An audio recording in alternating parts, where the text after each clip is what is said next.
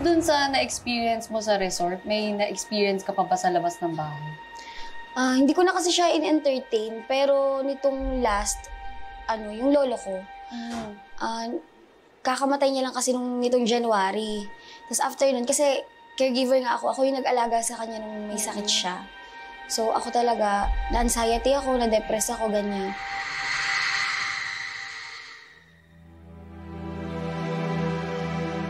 So, nung time na nang hinang-hina ako na hindi ko maipaliwanag kung bakit, tapos pag nagpapacheck up ako, wala namang findings, ganyan.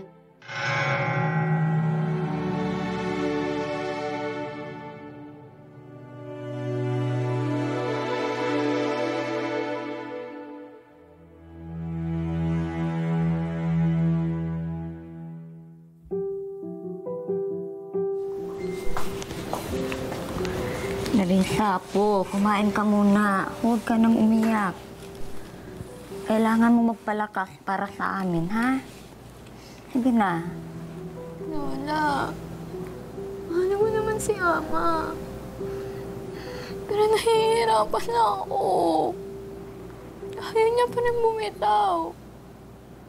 Ayaw pa rin daw niya umalis.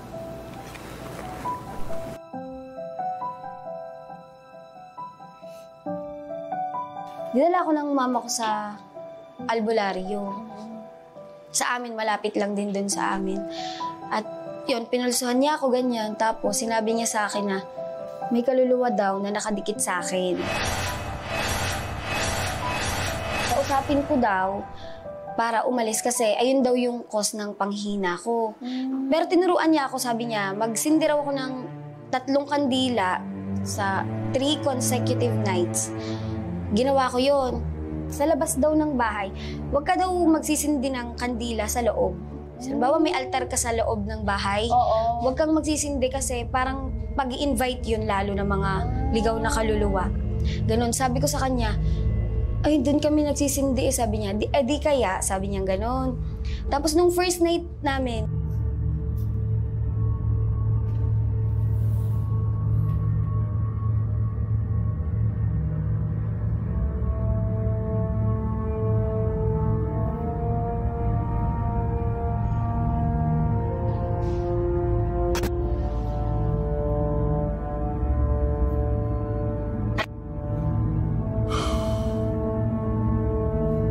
namamatay siya, yung kandila, namamatay siya. Kinakausap ko lang na, Ama, kung ikaw yan, umalis ka na kasi magpahinga ka na. Hindi naman kita makakalimutan kasi hindi na maganda yung nangyayari sa health ko, sabi kong ganon. Namamatay pa rin siya, nakailang sindi kami, ganyan. May cover.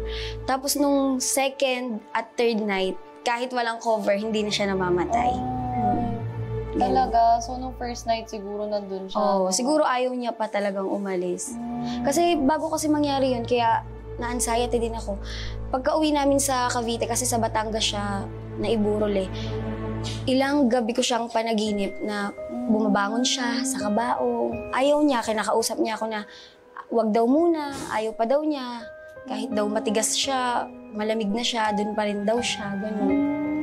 Pagkatapos nung pinagdasal niyo siya? Pinagdasal namin, umuwi kami sa Nasugbu, pinagtirik namin siya ng kandila sa sementeryo. Grabe, no, ikaw yung kinapitan niya. Kailan natigil yung pagpaparamdam ni Lolo? Nung time din na yun na... Nung nadasalan niyo na siya? Oo. Tapos simula nun, hindi mo na ulit siya nakita? Hindi na kasi hindi ko siya nakikita yung parang nagpaparamdam lang siya. Kahit sa panaginip?